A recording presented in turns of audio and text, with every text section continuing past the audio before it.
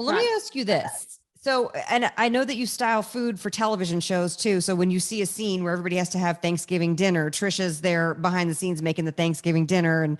And so, Yes. and I find this all interesting too, because in a number of ways, another reason why I wanted to have you on was to kind of demystify this, because I don't hear a lot of interviews with food producers. I find it fascinating. But what you guys are doing is putting like food out into pop culture. You know, Yes. you're for the competition shows, obviously, you're painting a picture of look at these experts. Isn't it amazing? You want to stay tuned to the end so you can see their beautiful finished dishes. What is Padma going to say when she takes a bite of that thing? Does she love it? Does she hate it? But then like styling the food and the thing, like there could be things that are in pop culture, like you and I were talking about at Thanksgiving. Yeah. And they appear in Oh yeah. everyday life. Then all of a sudden, Food 52 is doing a thing about it. And Oh yeah. what you're doing is almost setting a tone. And so since we're No, it does. It's like forecasting in a way, like for fashion. It's very similar. It's like you're basically trying to get like when I'm writing for TV shows, when I'm working on pitching television, like if I'm writing recipes, I mean, or if I'm doing something to design a show, like you are basically forecasting or trying to guess like what get ahead of a trend.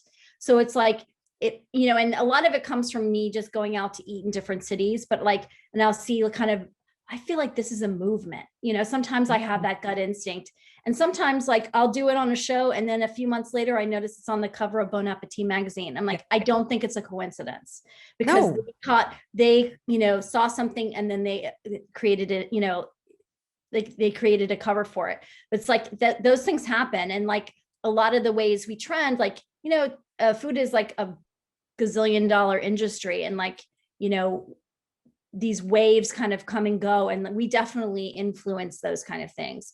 And like, you know, as much as I can, you know, it's like sometimes you guess, sometimes you don't. Like I did a show for ABC, and like one of the challenges I did, it's like I made up the term. Okay, there was no name for this type of what was it?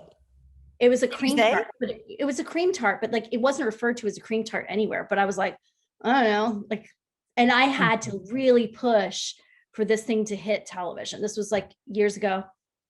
They were like, I don't know, what is it? Became hugely popular.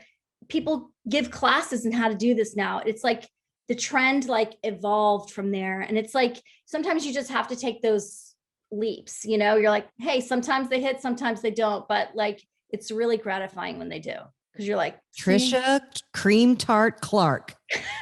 The cream tart, you know, because people were, it was like, is it a cake? Is it this? I'm like, I don't know. It's a cream tart. Okay. Like, I don't know. Deal with it. Guessing. The cream tart.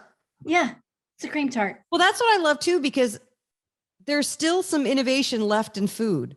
You know, like not everything has been invented yet. Like it didn't end with the cronut, people. No. We have more things to do.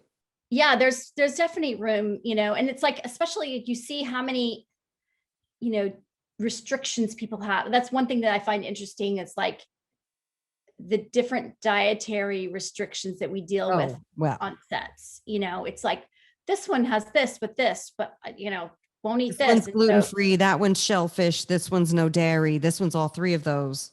Yeah. And then, you know, so, but I'd like all of the food to match. So that's where it gets really rough. So you've got because they're all supposedly eating from the same casserole. So that's what we struggle with, because it's like you're in one scene at a dinner table and you've got three people who have completely different dietary restrictions at the same table, trying to make it match to the same, you know, to make it look the same.